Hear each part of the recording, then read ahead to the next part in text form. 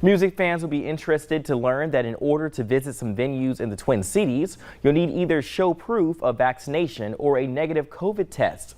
And with the state fair starting in a little more than 3 weeks, Dan Shanneman checked in with them to see if they're planning on stepping up safety protocols. Another one coming? Something happens, big bells ring when the calendar flips to August. After a year off, the Great Minnesota Get-Together is in sight.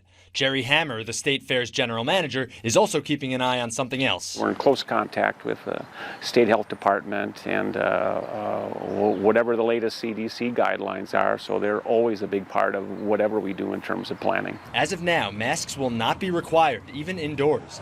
The fair also won't be asking for proof of vaccination or a negative COVID test.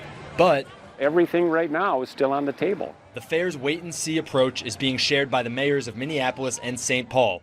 We asked both their offices if they're considering reinstating mask mandates. Both said they're consulting with health officials and expect to know more this week.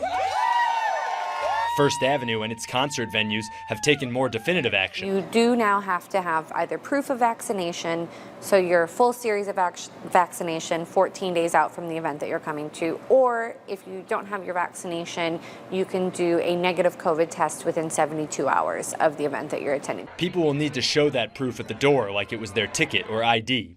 First Ave says the policy update was an easy choice. They want to make sure they stay open. The kind of worst case scenario would be that we weren't being responsible and that we weren't trying to help out. Masks at shows will still be voluntary for customers.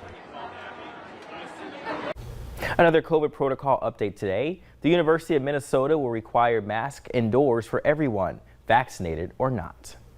Well, still ahead at noon, Mr. Food is turning these peaches into a fresh pie that's comfort at its best.